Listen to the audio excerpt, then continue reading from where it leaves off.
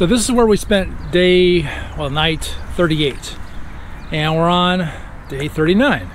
Now up on that mountain up there, that's where we're gonna be going later on today. That is Monte Cassino. We're in the town of Cassino, and there was a big battle that happened here in World War II, where the Germans basically put in a fortified line. We have a tour. I'm gonna pay for a tour of the battlefield, the sites, locations, and all that happened here in Cassino. Something like 55,000 Allied troops, and against the Germans and Italians is my understanding. We're gonna find out. Okay, so we're gonna talk about the Gustav line here.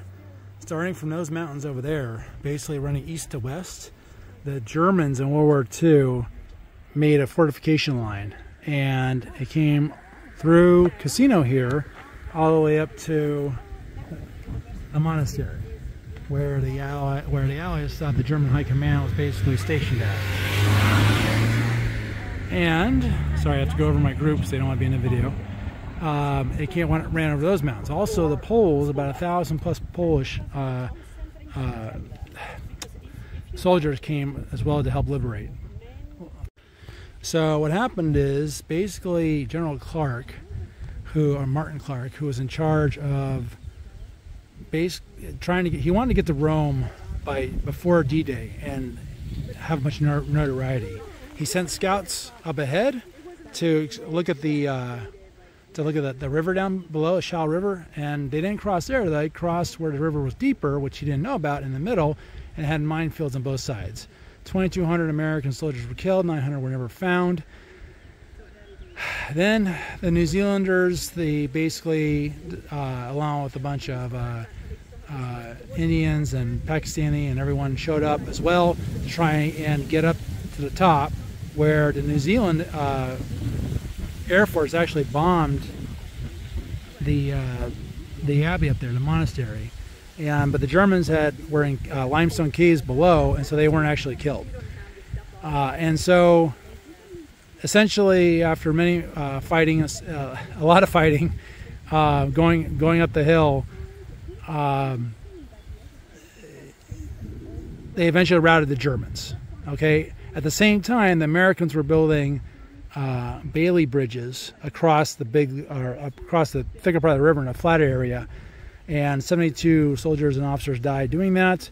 They established 4 more bridges, and then finally routed the few remaining Germans that were actually known as the Green Devils in the area, and they went further back to Rome. Before that, sorry, I'm skipping all this. I'm trying to get this out before my guide wants to take off. When the Allied forces made the push up the hill to the fort, before that, the bombing killed 300 Italians who were taking refuge in the monastery, and so they joined forces with the Germans because they were angry at their family members getting killed. At the time, the town was not where it is in a flat area. It was actually on the hill, going right around the castle there below, and so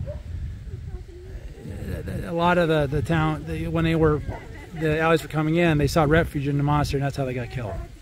So that's a short version as of what's happening right now.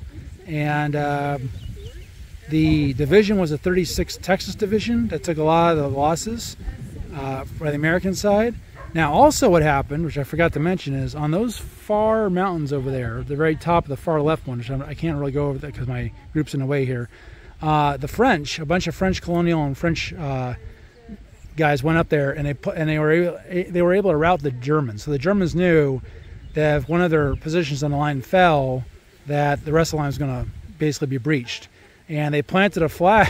The French planted their French flag up there on top of that mountain up there, right there, okay, in the far left. And that's how the Germans knew they had been breached. Maybe next time don't plant your flag, but at the same time, you got to do that for morale, right? Anyway, let's continue the tour. So this is London Bridge, the first Bailey Bridge, and actually, apparently the Canadians are the first ones to put it up. Or at least this is the location of it. It's no longer, obviously it's now been changed into a stone bridge. The town on the west side of the river is completely flattened by American bombing, and many battalions within the 34th American Division fought trying to cross the river, as well as building the bridges here. Right in this area, the 100th Battalion of the 34th Division, which was comprised of American, Japanese men who had Japanese roots and couldn't be trusted, but they were still Americans and they had their own units.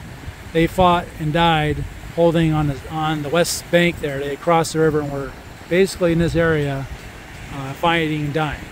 Now, also to commemorate, there is this bell right here. The bell rings at 12 and 5 o'clock every day to commemorate those who have died. We also have, let's see if I can do this right. And this right here is the commemoration from the French to remember the Americans who died here, because America wasn't happy with the amount of casualties, so they wanted to forget about them. So it's in French because the French decided that because the Americans that went on to live from here went on to fight in France as well, and the French wanted to commemorate the Americans who died here, so they put this up, and this is the 6th monument to commemorate those forces that died here. There are 5 others at least, and more.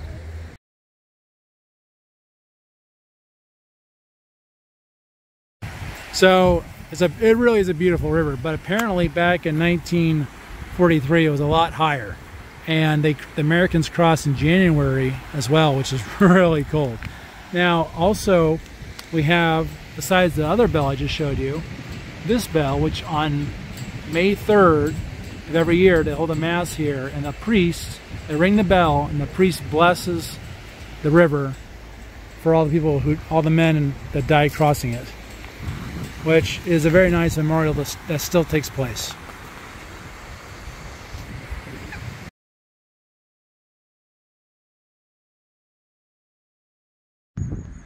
So this is the Commonwealth War Cemetery, and it's maintained by the Commonwealth War Cemetery. I don't know if it's a fund, a company, or whatever, you know.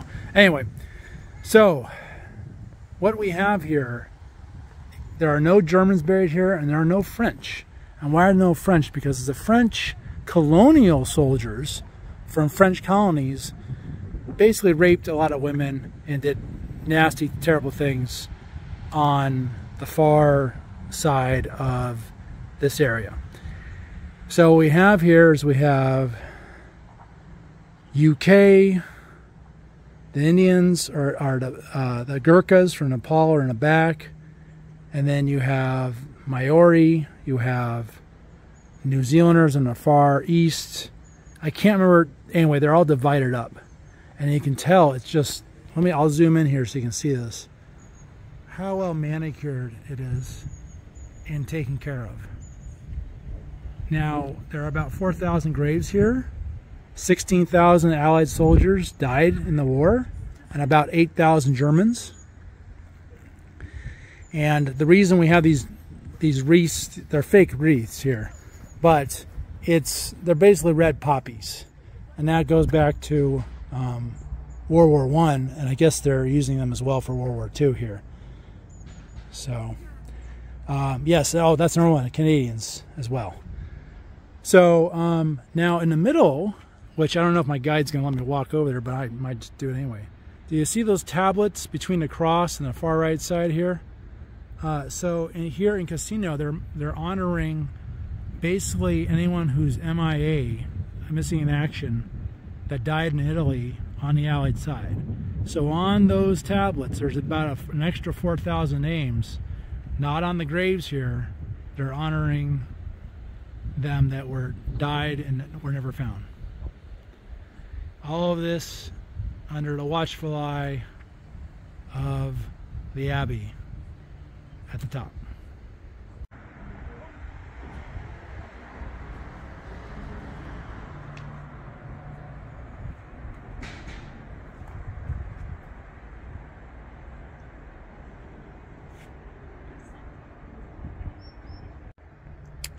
Now, my understanding is also that the Americans, and you can read this as I'm talking to you, the Americans are actually buried in Anzio, which is up by Rome.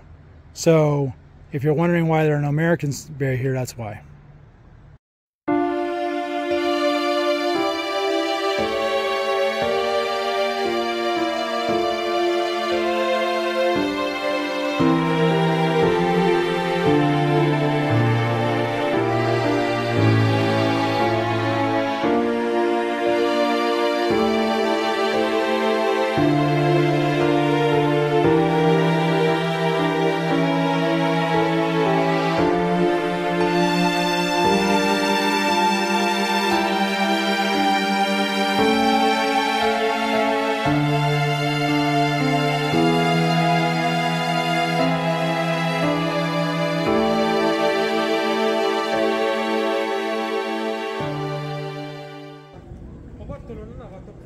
So we're at the entrance of this beautiful compass to the Abbey.